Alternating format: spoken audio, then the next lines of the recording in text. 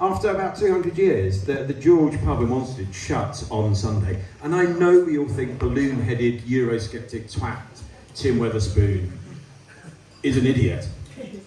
But the George has provided a safe space for old people, young people, forever. And that's going to go on Sunday. So the words are, use it or lose it. And I think that's something we should take home tonight. Anyone have money on James or Jim Cleverly? Cleverly. Because if you had money on Cleverly, you can tell me anything and I'll not back you at all. It was insane. But tonight is always a huge amount of inspiration, knowledge when we have Danny. Saturday is Independent Bookshop Day, isn't it, Vivian? Yep.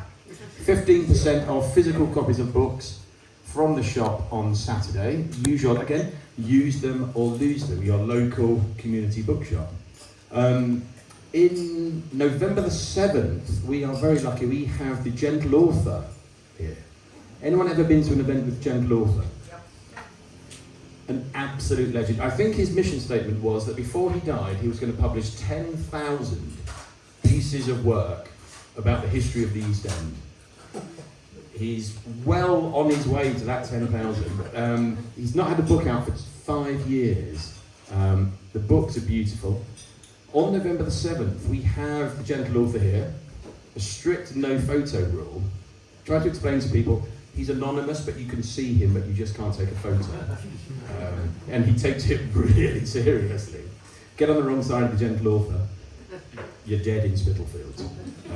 But he's produced an incredible book about a photographer called David Hoffman, who lived in, well still does, lives in Whitechapel. He lived in a squat in the late 60s, and he just photographed what was around him, and he became known as the riot photographer's riot photographer. David has photographed everything, all the troubles in Brick Lane, the changes in the East End. The book, there's an exhibition coming on at what was the Jeffrey Museum, is now the decolonialised Museum of the Home in Dalston. That retrospective is going to be amazing, but he had to crowdfund to have that exhibition. We're hoping that David Hoffman will be here, won't we, Vivian? Yeah. He's not very well. Not very well, he's old, but he's an absolute photographic legend, and he's not one of those photographers who kind of parachuted in to take poverty-born pictures. Don McCullum. Bit of photographic politics there. Now, talking of politics, Danny Dorling. I picked up a copy of 32 Stops in our local charity shop recently. And if you don't know it, 32 Stops is, I think, was it 15 years ago? It was a journey along the Central Line, mapping out expectations, aspirations, the character of people along the Central Line and how each stop changed. So I thought, this is great. I live in Wanstead. Wanstead's on the Central Line. So I started off at the wastelands of fucking Ealing and all those places in West London no one goes to. I came through Shepherd's Bush, Holland Park, Notting Hill. I got closer and closer. The low points, the marshiness of Stratford and Leighton. I got to Leytonstone, I thought, next stop, Wanstead. It branches off and goes to Snaresbrook. Can you imagine my disappointment? And I know Danny's not from around here, but us Wanstead people, we like to be talked about. So I will never know the aspiration of the people of Wanstead in the 32 Stops, what will become of us. But I think 32 Stops was a brilliant starting point for what's going to be talked about tonight. Because 7 children, I was always a huge fan of 7 Up, 14 Up, 21 Up. Made me feel old, because we thought we're dying with these people. They're getting old like us. But a great example of social TV. 7 Children, it's had incredible reviews over the weekend. The Guardian love it, the Observer love it. Not sure about the Telegraph and the Mail, but we don't care about that.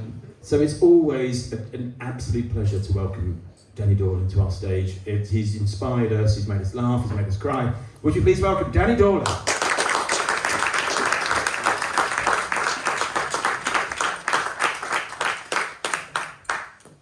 Thank you for coming. I'm going to lose my notes straight away, that's good. I'm not going to tell you the story of the book. You have to get it. I'm going to tell you the story behind the book. Why I tried to write a book like this, what the conceit is. You can decide for yourself, if you get it, whether it works or not. It's Marmite, so you're right, the Guardian reviewer absolutely loved it, which was lovely. The literary review, I think it was, one of Michael Gove's former spads hated it, which is also lovely. But really, and the error he thought he found it is wrong, but then he's one of Michael Gove's spads. The middling review I've had is in the Times Literary Supplement, and said it was pretty good, but Danny's no fiction writer. It was a bit grumpy, but generally said the book was good, and that was Lord Willits. And you wouldn't expect David Willits to like it. The book was written for David Willits. It's not written for you, right? I'm stereotyping you, but it isn't written for lovely people who like other human beings and are kind and understand something of the society they live in. It's written for people who think they've got two brains, but aren't as clever as they think they are, but do need to know part of the mess that they've helped create and how bad it is. I did have a go doing this once before. The 32 stops is 32 three-page stories about a made-up family living around a tube stop, where the family are constructed from social statistics about what we know about people who live around the tube stop. And it was inspired by 7-Up. And because these things are not factual. I spend my life, and you're going to get some pictures that I will hardly look at, they're just a prop. I spend my life looking at numbers and measuring things and trying to argue with people like Lord Willits, why he's wrong, why the numbers show he's wrong, why it's got worse again, why it never worked. Here's another set of numbers, and everybody goes to sleep. People might buy my books, but they won't actually break the spine. They put them on the shelf to look good. This isn't just me, this is we know people might buy more books than they can read. Because it's boring reading non-fiction accounts. And it also doesn't get into your soul in any way. It doesn't, you know, if I tell you that a third of children are growing up in poverty, well, a third of children are growing up in poverty. You've heard that thousands of times. If I tell you about one index or another, or some measure or percentage, you go to sleep. If I tell you that a particular mother's life means that her nerves are now stretched to fiddle strings and describe what happened to her during a day, you're more likely to be a little bit more interested in the story and what it feels like to have your nerves stretched so that they're like fiddle strings. It's not my phrase, it's a phrase that comes from Maud Pember-Reeves, around about £1 a week. A survey by well-meaning middle-class Fabian women about life in Lambeth around about 1913, I think, when the respectable working class got by on around about £1 a week and what they did with it. What do? You take £1, you take the Bank of England inflation rate, you work out what the pound is worth now, it's £118. That just happens to be the disposable income of the poorest of the 7 children I talk about. In many ways, for people at the bottom of society, nothing fundamentally has changed in a century.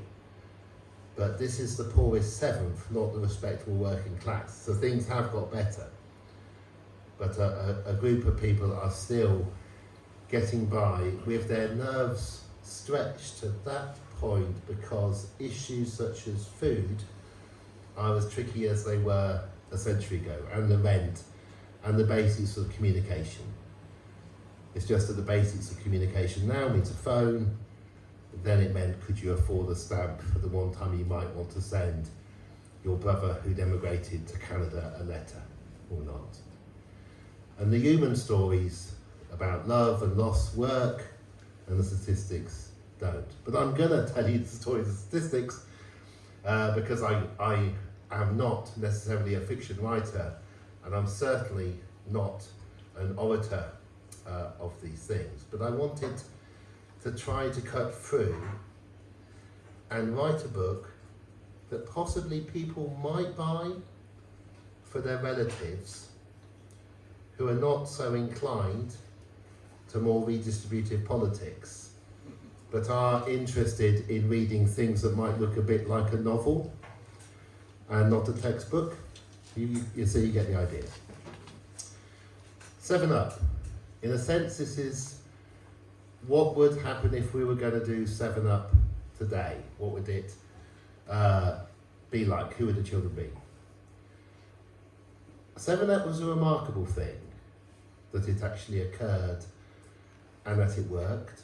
I won't tell you the story of it, other than there was just over a dozen children, and they were not at all representative. There were some boys from a pre-prep, very posh London school. There were some others from an orphanage. They picked the very extremes of society, born in the late 1950s, when Macmillan had told people, during an influenza pandemic, in the middle of an influenza pandemic, Macmillan told people, you've never had it so good. And they hadn't, because the Tories were building more council houses than Labour had.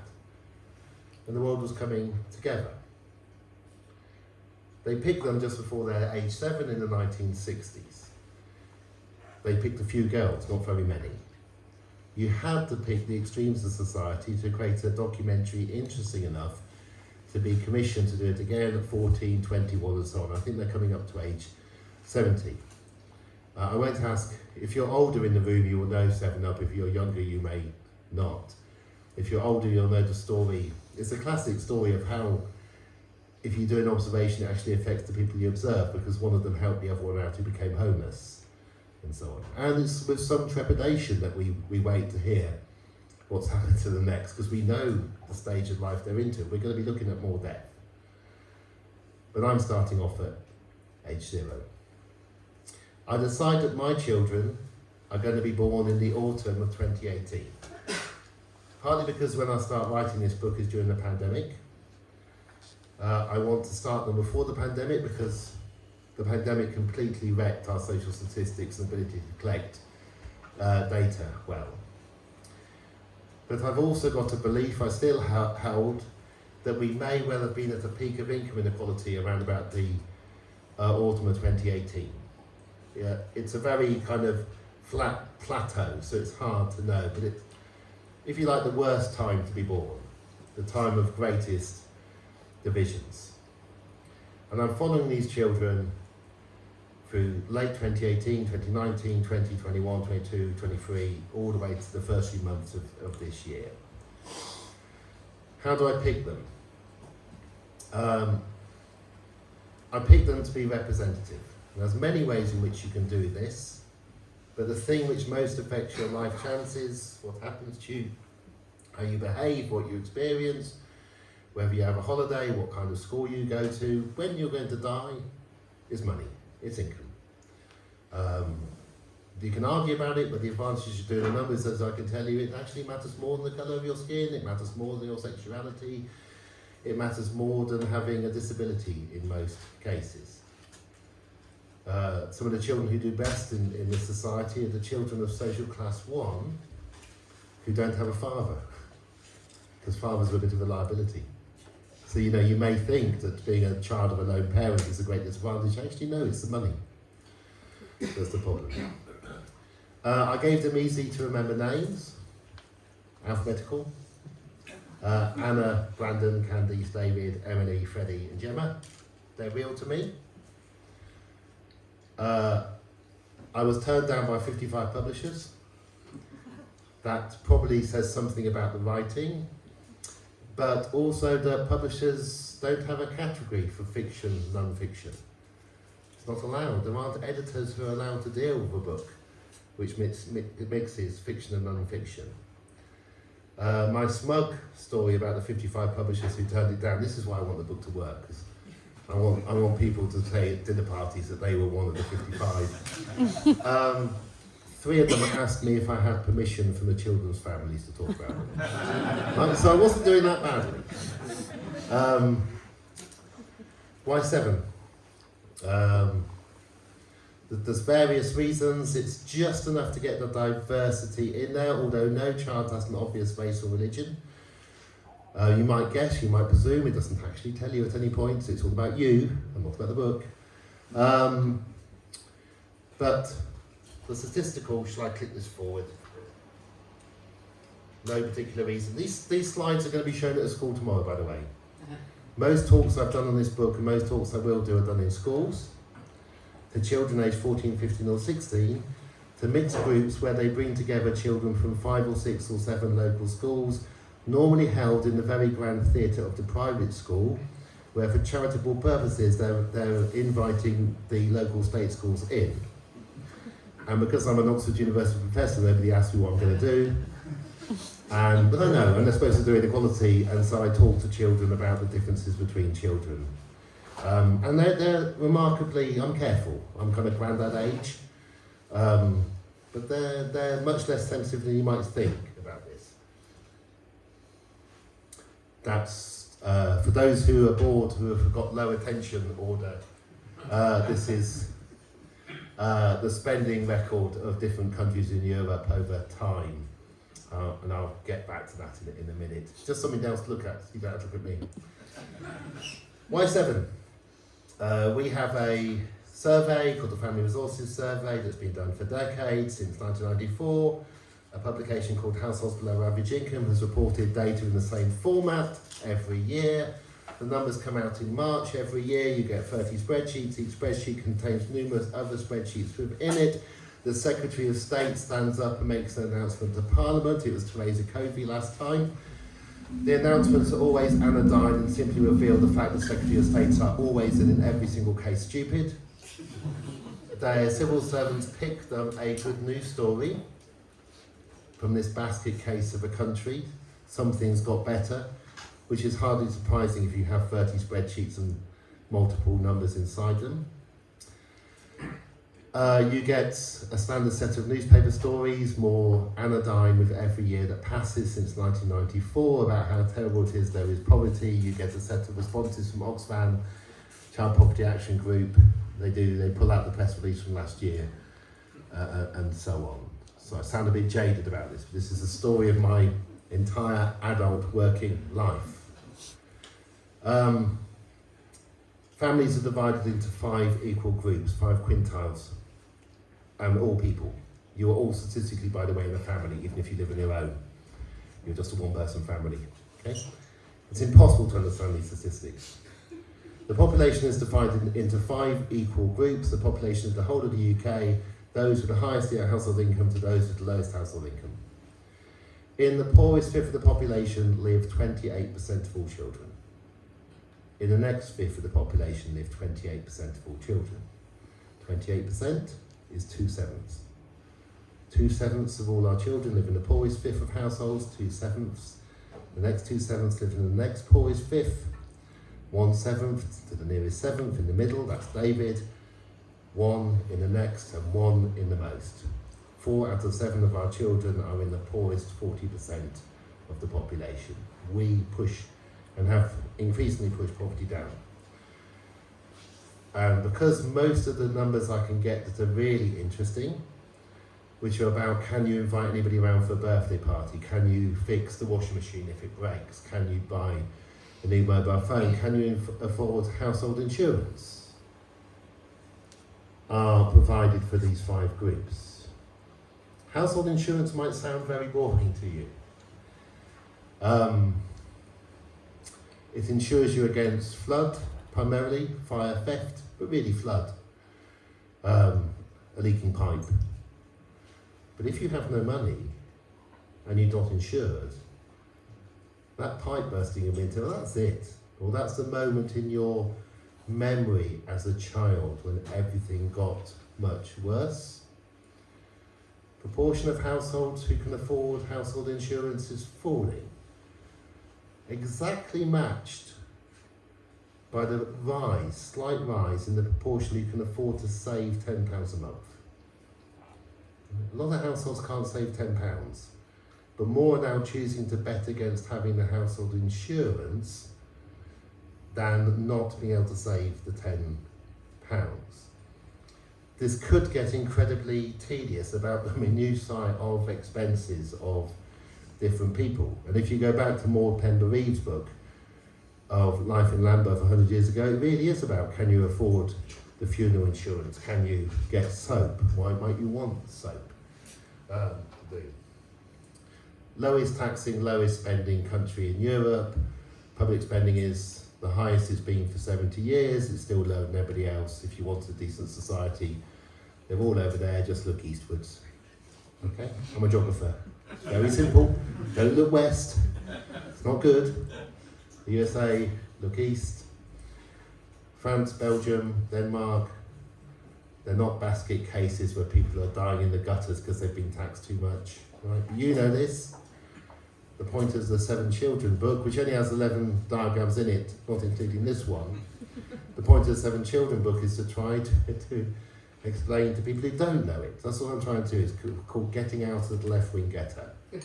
And I may never get out of it in my life. I do want to get out. And there are no tables in the book. Okay, but the whole thing is based on numbers and statistics, tens of thousands of them. It's really, really hard trying to write fiction. I know I should have worked this one out. It's much harder than non-fiction. Non-fiction is really easy. Every sentence just has to be true. Particularly if the editor of The Spectator, 3 years in a row, runs a national competition for interns, where one of the questions to work at The Spectator is, can you find an error in one of Danny Dorling's books? Right? Then every sentence has to be correct. I'm ever so grateful to Fraser Nelson for increasing my attention to detail. Non-fiction is easy.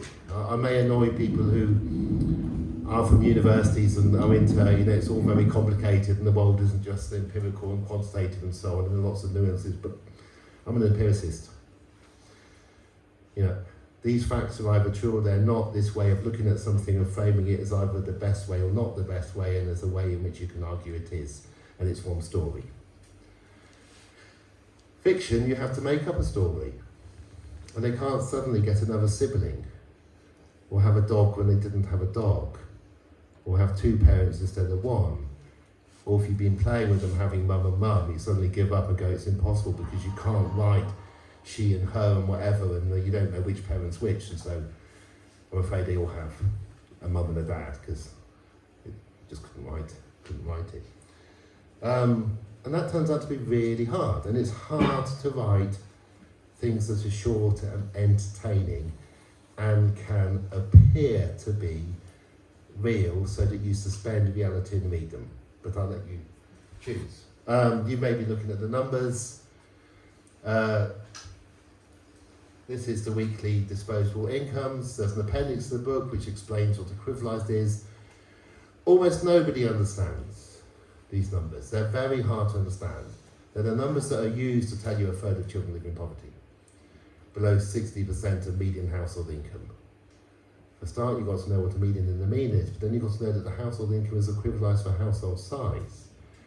Then you need to know that the household income is household income after tax and benefits and after housing costs. So on, and you're just falling asleep at this point.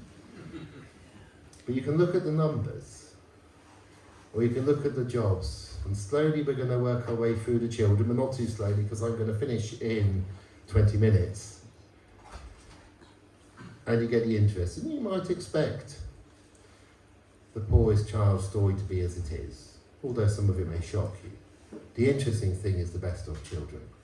So to kind of give you a spoiler in a way, 7 children, taken evenly from the population of the country, of families with children. 14.0 million children were alive in the UK in the autumn of 2018. We're now 14.5 million, by the way. Immigration, wonderful thing. Children without rights, we now have guest workers legally, but anyway, we've got more. 14 million children, you're going to have 7. You cut them up into 7 groups, 2 million. 2 plus 2 plus 2 plus 2 plus 2 plus 2 plus 2 is 14. And you pick the middle child of each 2 million. And that's our 7.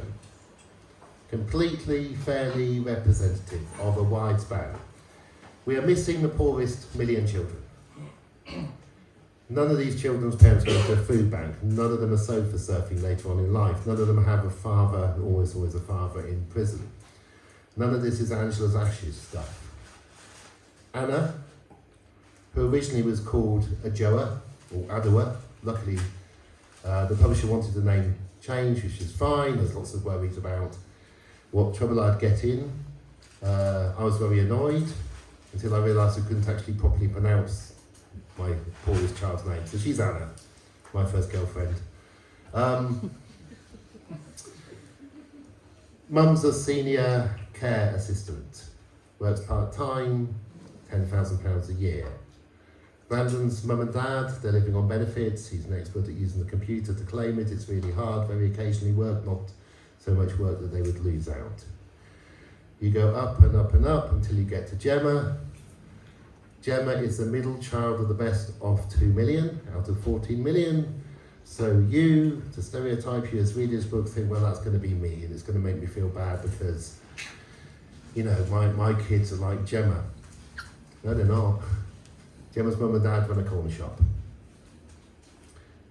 Their disposable household income as a family after tax and benefits and after paying a small mortgage for the flat above the shop is £50,000 a year, £25,000 each. They are the equivalent of somebody who's a slightly senior secondary school teacher. That's what posh means in Britain. So if you're above that, you're out of the typical range. I am. I'm a university professor. Gemma's mum and dad could just about send Gemma to a private school, which for some reason my copy editor kept on correcting to independent.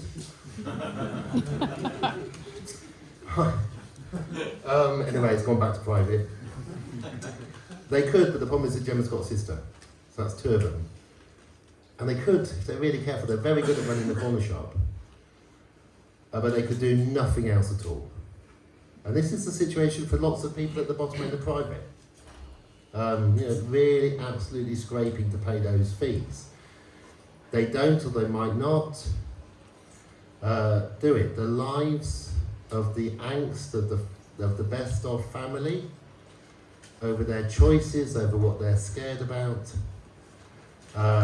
is in some ways the part that most interests me, or it's maybe the surprising thing about the book. Let's go forward a bit. I'm just showing you random slides. I'll get my notes so I've at least got an idea what's coming up. No, all boring graphs. Should I click forward? I'll click forward a few because we're not going to be on all the time. See, these poor children are going to get this, but they're used to PowerPoint slides. It's slightly less disconcerting than normal. There's the incomes of the families of our 7 children as a pie chart. Okay, so the poorest 3 are getting by for food, soap and bus tickets and everything else with less money than the couple who are running the corner shop. Because this is what it means to be the most economically unequal country in Europe, which you will have heard endless times, because everybody knows it now, give or take Bulgaria. Right? But that's the reality, and it's just a pie chart. But what you don't know is that the million children doing better than Gemma, their parents are taking about 33% of all income. So half of that, another half of the pie is going to people who are better off than our top 7th child. The publisher, you'll see it later, I hope the publisher's not be nice. I love publishers and thank God they took me on. Publishers tend to be English graduates in some art.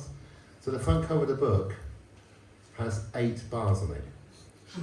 I tried to explain why this was a problem. I wait for it and they tell me no, visually it looks really good and it balances. 7 children, it's based on stats. No. Couldn't get him to change it. So bar 8 is a mixture of me and Boris Johnson and our families and the rest. But this is the inequality amongst people who already lost a third of the income that Britain gets, because so much goes to families who are better off. And you have these incredible divides. So you'll see maps of, this is just a standard deprivation map of London. And we're used to it, with the cliffs and the differences. And I was involved in fiction, I was involved in Poor Girl, Rich Girl.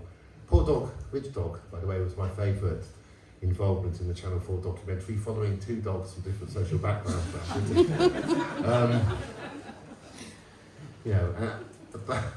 And we're used to being the most divided country, so we're used to these differences. No table in the book, but this is the kind of tally. What can Anna, or Anna's mum, Dad is not living with them, not do? They can't have a holiday once a year, not staying at friends or families. That's now between 30 and 40% of all children in the UK. No holiday at all. Not just no summer holiday, no holiday. No holiday for years. Rising numbers of parents telling the Family Resource Survey that they don't need a holiday anymore. It's actually not an aspiration. What's holidays for? We're becoming the United States.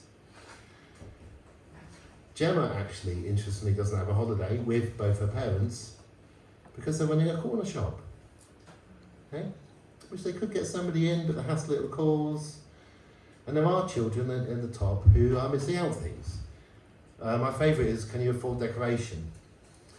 And then tin of paint, about 20 quid for nicer paint. But what is decoration? What does it mean to decorate your home? Parts of Kensington and Chelsea, the parts which are absolutely full of white vans outside them, if it's only £20,000 you're spending on the kitchen renovation after 3 years, you're going to look a bit down in the market, aren't you? But for people who are very rich, was there a quote that came out yesterday or today? One Tory about another, Johnson saying that number 10 looked like a cracked den, and the other saying he'd never seen a cracked den so he wouldn't know, before it was redecorated, So, the story in the book is based on this. I'm telling you the story of the story, not the story. The story is more easier, hopefully, palatable to read. What I'm trying to do is to explain how you create what appears to be a fictional story where everything adds up to these matrices. The children have a distribution of siblings that matches the national distribution, a distribution of parents, of chances of things happening to them. So it all fits. And it's still readable and a bit interesting, and there's a tiny bit of a plot left. Okay, that was the attempt. You may look and read and say, no, it doesn't work, or somebody else could have done it, or as several people told me as I was trying to get a publisher, Danny, find a really good fiction writer and do it with them, which meant give them the tables and do that, which maybe I should have done. Why do it now? These graphs are in the book. There are 11 graphs in the book. You're lucky there's only 11. People hate graphs. At the very last minute, I gave the publishers the graphs and said I'll have to turn them into black and white. And they went, oh no, we're going to print the whole book in colour. And I go, you're going to print the whole book in colour? I'd have made 100 graphs, but it's lucky. Good news stories. There are good news stories across the world. Incredible news stories. I honestly, the next book, hopefully 2 books I'm going to do about the world because it's so much more fun. This is the United Nations periodic assessment of child poverty in all the nations in which you can do. The Innocenti Centre have been doing this for decades. They do it the best. All those purple and blue bars, they are rapid falls in child poverty occurring in most countries that they monitor in the world. This is largely Eastern Europe, but also Korea. If you think Squid Game, if you think Parasite, if you think inequality in Korea, well, they're doing something about it. Unbelievable falls in child poverty as measured by the best research centre, admittedly in Florence, where I would like to work, right by the canal in a former palace. Anyway. But bless them, if they're working on child poverty every day, they deserve. It's really good, and there's lots of good news stories. Unfortunately, there has to be some bad news, and I'm not cherry picking. Right? It is. You go up and up and up, and you might see the yellow bars, and these are places like Iceland and so on, which had incredibly low child poverty rates, and they've gone up by 10%, but they're all less, not much. And then there's the red bar at the top, and that's the UK, which already had one of the highest rates of child poverty in Europe, and has had by far the biggest rise in the last 10 years. Oh, we're out of it. We're off the scale. It's not even a. Yeah, Lord Willis doesn't argue about the statistics with me anymore. Lord Willis argues about whether I can hold a plot together or do a paragraph nicely, but not what's actually happening. Lord Willis gets a bit upset when I talk about the 70s and the 80s because I have a different idea of what happened to him, but not any longer ever at all about what's happening now. Because nobody argues anymore about what's happening now, which is good news. It is different. My first research project saw grants. To be allowed to have a government grant, we were not allowed to put the word poverty in the title because Margaret Thatcher had decided it didn't exist. We had arguments about whether inequalities were narrowing or rising under New Labour endlessly. They actually just plateaued for years. This is the wage crisis. The current one starts in 2008. We almost got out of it. That isn't like good, it's like just getting back to where you are in 2008. Cost of living crisis hits, bang, we're down. Prices 30-40% higher than they were 2.5 years ago. In the lives of 7 children born in the autumn of 2018. It's taken me 2.5 years, 3 years to write the book. As I write the book, everything's getting worse. I'm having to rewrite my fictional accounts of putting things back on the shelf in the supermarket because what I wrote 2 years earlier doesn't fit the case now over what do you buy when you're going around the supermarket. This is the data on heights. These are one of these shock horror things. You're always told about the body mass index of our children. Our children are fat, we've got too many fat children, right? To work out the body mass index, you need 2 things. You need to know their weight and you need to know their heights. So we've been measuring the heights of children for a very long time, not published by government. Since 2010, 5-year-olds have been getting shorter. Now you might immediately, you should be shocked because this just doesn't happen. You might immediately think, oh well, that's the coalition government, that Nick Clegg and that David Cameron. Since 2010, 5-year-olds have been getting shorter. They were born in 2005. They were eating in 2006, 7, 8, something which resulted in them being shorter in 2010. Right, so step forward, Gordon Brown, and take a bow. Right, all that 1 million children out of child poverty. We're not as far as we're measuring their heights. And no, it's not short immigrants, because we don't let in people who are very short. If you want to know what happens if you let a lot of people in who are a bit shorter, let in 1.5 million Syrians, half of whom were children from a war zone, as Germany did. And you get a little dent. Okay? This is malnutrition. This is far worse quality food. It is happening in the United States as well. This data is not going to be released by the Department of Health. The doctor I'm working with on it has written to Wes, tweeting, hasn't had a reply yet. Scotland releasing it. Oh, their children, by the way, are getting taller. This is the UK average, so it's even worse for England and Wales. That's a Financial Times graph of all the political parties in the world. It isn't in the book. All the political parties in all the middle income and rich countries of the world, each one's a circle. One political party is on the far right economically. Guess which one it is? It's the Conservative Party of Britain. Someone has to be extreme. Right? That's where we are, which is why you depict these things now at this point. The great news, the really good news is, it can almost certainly only get better. Just statistically, it is quite hard to hang on in there. Yes, we could have an even more far-right Conservative Party after today, but actually holding power on their own and getting enough people to vote for them and the first past the post to be in, that's quite an achievement to do. In general, the political parties on the extremes of the world graph aren't the ones in power that don't do it. And there are lots of examples in the last 2 years of little things getting better, not least the income distribution, which is why I picked the autumn of 2018 to do that. I'm going to wrap up very soon, so please think of questions for me. This is a graph you can't see because it's too light. There are 100 grey bars there, and it's just picking out our 7 children, equally spaced along, like a washing line of inequality, each hanging down. Get the idea? What you can't see is that the top 2 bars don't even fit on the scale. They're families with around about, if you're in the 2%, around about 150, 170 grand a year disposable spare money. What do you do with 150, 170? At least 2 skiing holidays, spare home, third home in France, unless the school fees were too high, but then if little, whatever stereotypical name I'm going to give, let's say Daniel.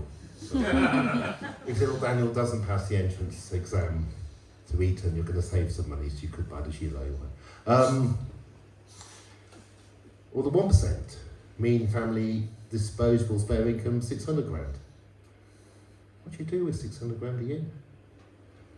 Spare money. What does it do to a child to grow up in a family with £600,000 spare money a year? The thing I end on is the actual damage being done to the children at the very top, who are not in the book. Your parents may be so rich that they can afford to send you to a boarding school. It's hardly a Christmas present, is it? Good news. This is the Gini Index of Inequality as measured by the OECD for European countries. Look carefully and you'll see it's all sloping downwards. Most places, including us possibly, although we're there and Bulgaria's there, inequality on average is falling almost everywhere in the world. If you poll people in the world, the train's telling me to bring it to an end. If you poll people in the world and you ask them what the biggest problems in the world are, they don't tell you biodiversity or the 6 biggest mass extinctions in the history of the planet, or climate change, or global warming, or sea level rise. That ranks well low. And by most people in the world, I mean the world's middle class, because we don't poll the poor. Number 1, for now many years in the world, and 2, as the greatest concerns of people in the world, is inflation, poverty, and inequality. 1 and 2. Number 3, as the greatest concern of people in the world, of the world's middle class, is unemployment. Okay? And now you have to wait for the next book to know what 4 or 5 are.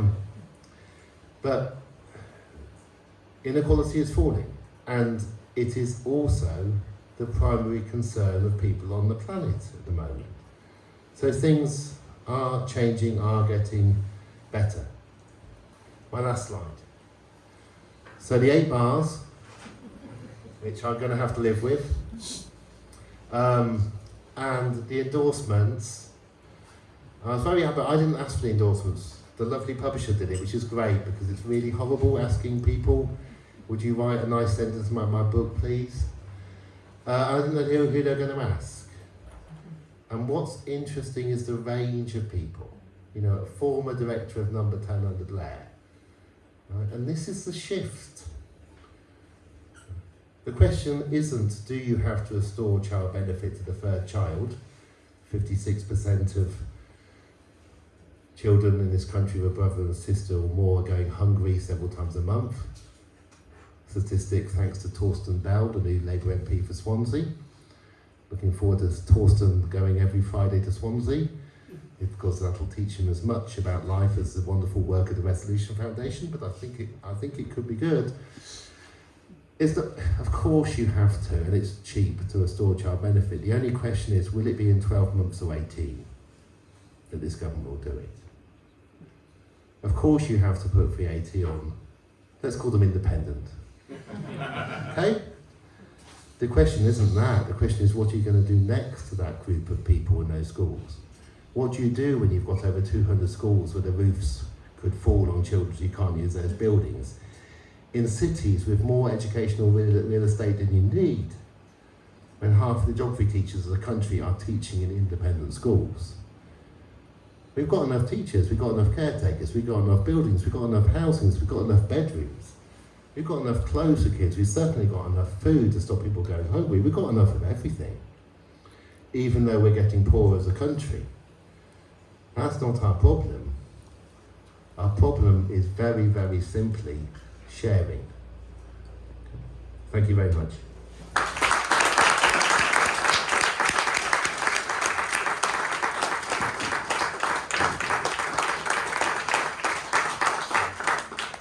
Now, has anybody got a question? Hold on. You must, well done for keeping on keeping on. It must be quite depressing. Yeah. But in the book, and in the previous book, you suggested various ways, like the universal basic income, the child benefit, stronger trade unions, ways to sort of improve equality. But do you think this government's going to actually do anything? Or is it going to substantially change things? Got Sarah in the audience who's in the story, sorry to name check you. And Kirsty, you did the animation. This is very shy. If you go back to the last peak of inequality, around about 1918, and you look at what the governments did then, or what did the Labour Party do when it won so many seats in 22 but wasn't in power, you could look at the politics of the 20s and the 30s and say, what a disarray, what a tragedy, what a betrayal of Labour by the leader. But half of the fall in inequality that occurred between 1918 and 1970 occurred by 1939. So if you take the past as the president, what you first of all get is this shambolic mess of trying and running around.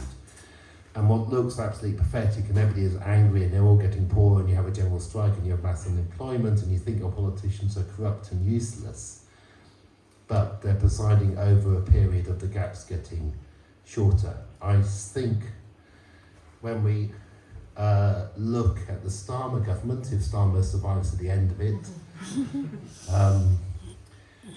we may be pleasantly surprised that the curve was changing, because it already began under Sunak. Every trade union deal that I can find, including in the private sector, has been progressive.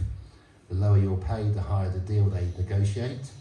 The higher the pay, the less they ask for as a percentage, or nothing. First time we've had that change for decades and decades.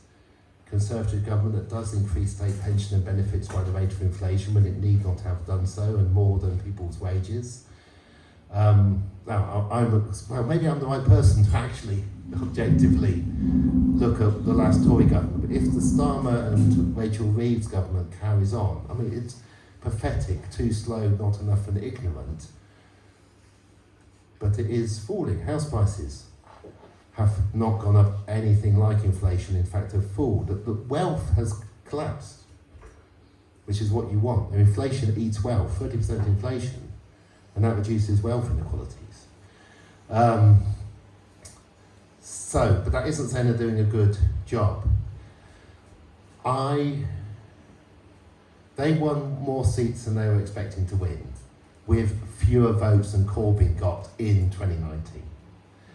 They were shocked by the result, not pleasantly shocked, they were shocked about how few votes. They thought they were popular, because in their little dinner party groups they're the sensible ones, the grown-ups in the room, the really careful ones. And to find that fewer people wanted to vote for them, and lovely Ed Davey, despite the fact he goes on roller coasters, fewer people voted Liberal in 2024. And they've got all these seats thanks to Nigel Farage and his mate splitting the vote. And they're shocked. But these MPs, most of them can never be in government. You can't create that many junior ministers, you just can't do it. Half of them, I suspect, are decent human beings, and I'm on the left, But we've been really good on the left. We were absolutely quiet during the election campaign. We were well behaved because we're disciplined, unlike the right. Half of them, I think, are decent human beings. They're going to do their surgeries on a Friday. Every single poor constituency is represented by a Labour MP. The worst poverty in Europe is represented by Labour MPs. Now, how are they going to hold their conscience and allow the leaders of their party to behave in a particular way? I find it inconceivable. I believe that Rachel Reeves believes her fiscal rules, or believes she can change her fiscal rules, or believes the OBR say that the international bodies won't lend us money if we spend more, but if we tax the wealthy, they will. I do honestly think we're not going to get, obviously, universal basic income under this government, but we might have a slight extension to the basic incomes that we already have. We already have basic incomes for pensioners. We have incomes that certain groups can't fall behind. The basic income argument is like the argument for unemployment when that was first introduced, which began around about 1888. And at first, pay people when they're not working? With lovely colleagues, academics, friends to the right of Labour, they will tell me, Danny, what Rachel's planning for the autumn is what she has to do to get credibility and confidence so that the OBR says it's okay to borrow a little bit more in 2 years' time. They say, Danny, UBI doesn't work, you know, it's too expensive, you couldn't do it. And they actually believe this. They utterly believe it, and they're the same circles that eat and drink and sleep with Labour, sorry, at the top. But that bubble of self-confidence is being punctured by reality, and suddenly you're in power, and you've got to talk to your other MPs, and you've got to deal with news stories coming out saying, actually, this is true. What we could do is learn from our past and go through this painful period twice as quickly as we may well be doing it, in 15 years rather than 30. We could look at other countries in Europe and see how they dealt with a similar situation. We could look at Germany and reunification and see how they did it. We could learn, or we could decide we're going to invent it all for ourselves and completely ignore that we're the Olympic winners of crackness. I don't know, so I go on them. Last example I give you, there's this thing called the Black Report that came out in 1977 due to the Labour Health Secretary saying, I want to report about what we could do to reduce health inequalities. Completely ignored by the incoming 79 government. It identified 10 areas where government needed to intervene because people's health was so bad that we should do something. 5 of those 10 areas saw the health improve with no intervention. Because if you pick the 10 poorest parts of Britain with the worst health and just do nothing, 5 of them just by chance will get better. It's really hard to stay that bad.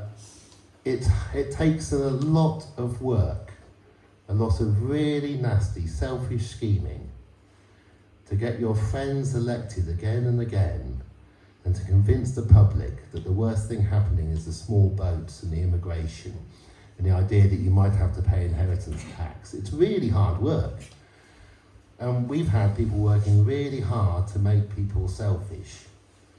And unless that continues at the same rate with the same vigour, things are going to get better. Not brilliantly better, but the idea. George Osborne brought in the 2-child limit because he didn't think that people who are poor should be allowed to have children, in an echo of our eugenicist past. Right? He actually thought that the poor shouldn't have children, and partly in him and his friends because he thought they have worse genes, so it's not good for the great future of the country. Well, the 2-child limit didn't stop people having children, because surprise, surprise, you're around the back of these arches or in the club or wherever, and you're having a good time, and you don't say, I'm just going to slip a condom on now because there's a 2-child limit, right? So it doesn't. So it's, I'm optimistic, but from a very sad point of view we're so obviously extreme and wrong, and we've run out of money. The only place to get the money, we can't print it because we are an economy that no longer even makes steel. at a G7. We have to import things. So we've got to a point where we're going to have to become more equal, because there's no other way to actually carry on doing the very basics. If we want to have queues of ambulances outside hospitals, we're going to have to tax people just to afford more to be able to keep the queues of ambulances outside hospitals. Right? It's not an optimistic message, it's just it will probably get a bit better. The question is, will we get a degree of anger from people and engagement so that voting doesn't collapse again as it did in 2024 in July, but a generation, hopefully a younger generation, do what they did after the Second World War and realise that the grown-ups in the room have taken them to the equivalent of war twice and aren't to be trusted, and things need to be done differently. That would move it on much, much more quickly. And that would be highly preferable, not least because I'd get to see a little bit of it before I die. And I could even write a nice book. And then being denounced on the left as, "You traitor, Danny, it's not revolutionary, it's not good enough," but, sorry. That is my gut, honest feeling. I've got to do 2 talks in the next 2 weeks called Keir's 100 Days, without mentioning clothing or any of the stereotype things you might do. And I'm going to try and do it positively, in a comradely way, and positively, and just see, because it's a challenge, and actually look at what they've actually done and what they haven't done that they could have done. But they are thinking of doing things like reopening Campsfield, near where I live, in Oxford, Europe's largest detention centre, concentration camp for refugees. It's currently on the cards because it was in the contract before they came into power. So there is some really basic things they mustn't do, which they're currently planning on doing. But this Christmas, they're going to be facing the homelessness figures coming out from shelter, and they're worse. Michael Gove, as Secretary of State for Housing, was looking at everything flashing red. He was so grateful. He knew they were going out of power because you didn't want to stay in, given the situation. I promise the next answer will be very, very short. A couple of years ago, Danny, you came here with Finlandia. If you've never read Finlandia, it's an incredible book about how Finland is the happiest place on earth. Firstly, could you have written this book about 7 Finnish children? And in 5 years' time, where will these 7 children be? Okay, I couldn't. It would have to be done by Finn, and I wrote that book with a 21-year-old Finn who was writing in her 3rd or 4th language and had better English than me. I'm from a normal background. I couldn't do it. The arrogant thing is to try to write 7 children for the world. But would the inequality in Finland exist? Would there be 7? Oh yes. Oh no, there's inequality everywhere. It's the lowest in Europe. So these bars are the shortest. They're not going home. Well, Finland's had free school meals since 1945, so they're called school meals. Right? Helsinki's had free food in summer for a similar time. You don't go hungry in Finland. No homelessness in Finland. Where there is the biggest inequality still in Finland and everywhere is that the working class tend not to go to university, the middle class go to university. The middle class don't get paid much more for going to university or getting graduate jobs, it's just a culture difference. But it is a kind of really sticky thing. But no, it'll be, you'd have to do an original 7-Up.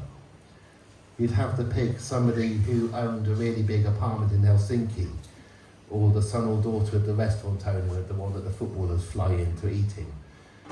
You'd have to pick somebody absolutely down and out in Nordland or somewhere to make an interesting story of children in Finland.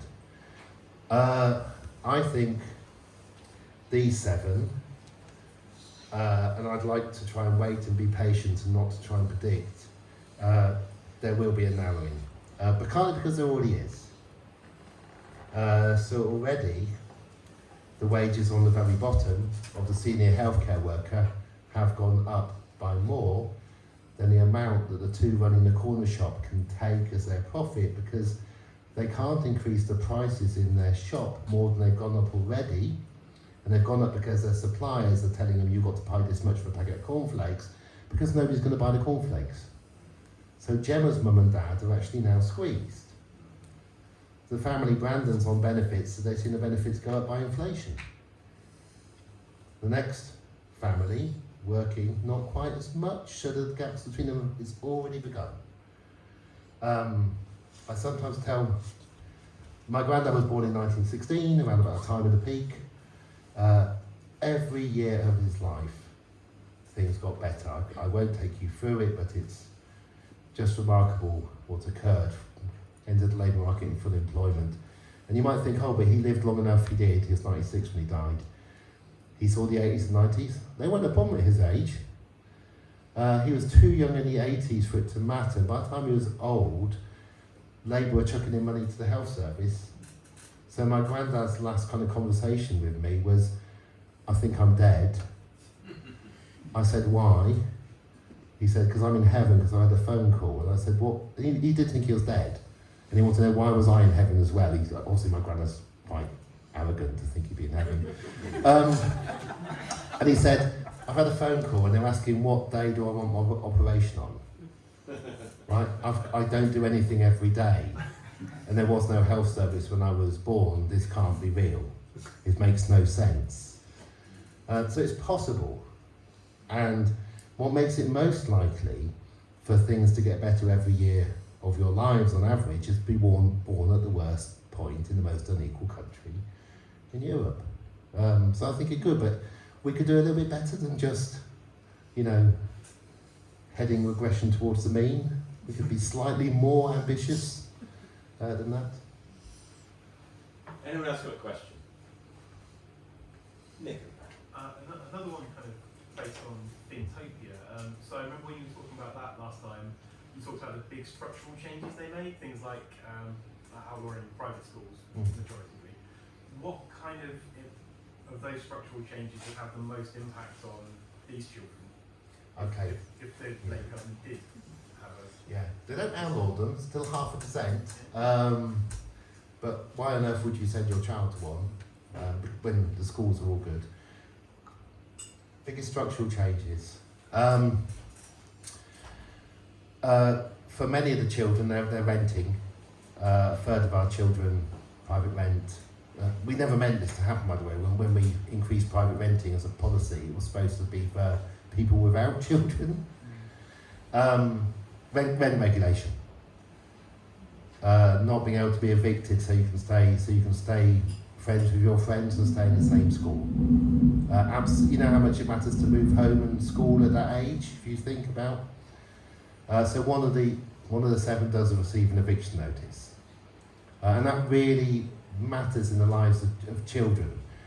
Poverty doesn't actually hit immediately as much. They don't know they're poor. Their families don't necessarily know exactly where they sit at all in the income distribution.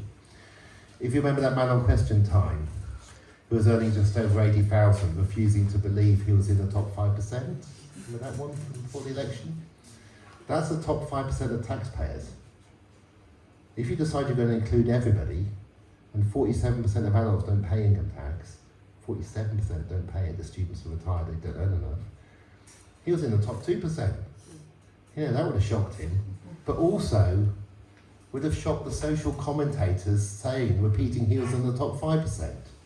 Right, and that's how little we know. So rent regulation, which is really easy to bring in and was on millibans and has been on there as a policy.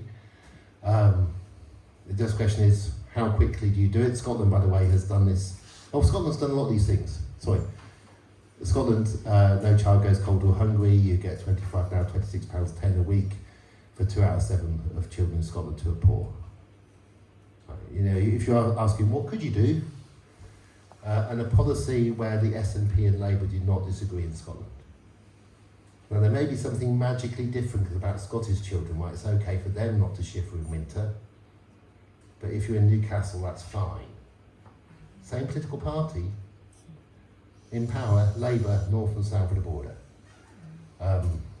So, for children, a Scottish child payment nationally brought in with a tax on the rich, a wealth tax on the rich in an emergency, It's always a good statement to say emergency, never goes away.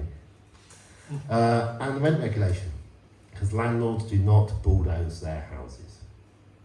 Right? If a landlord thinks they can't make enough money because of rent regulation, they'll sell it. And then the house will be filled by a family who can afford to buy it because the price will have to go down to the point in which they can. It's called the market. Right? There's nothing funnier than private landlords telling you that they're helping people, particularly when it comes to helping children, by giving them a contract that says that the landlord can evict children with 2 months' notice for no reason other than they felt like doing it. You know, can you believe we tolerate this? So it's so many things. It's this mindset of a wet Tory government is as good as we can get. Anything further than this is kind of like the road to communism, even if it's what the Netherlands do. Right? That's our problem we have getting through at the moment. And having a bigger aspiration of becoming Prime Minister or Chancellor. Having an aspiration of actually wanting to improve people's lives, not just show how well you've done. You know. And if it turns out you don't have an aspiration to actually want to improve people's lives, then your party should get somebody else to do those top jobs. You know, fairly. And you have to know you're in power, prove you've got the aspiration by showing you're doing something. You can't talk about it anymore, come up with pledges that you change. I just don't see how it can be as bad as we fear it will be as bad. I don't think we are genetically different from other people in Europe, and we're kind of inherently unable to do something about our politicians.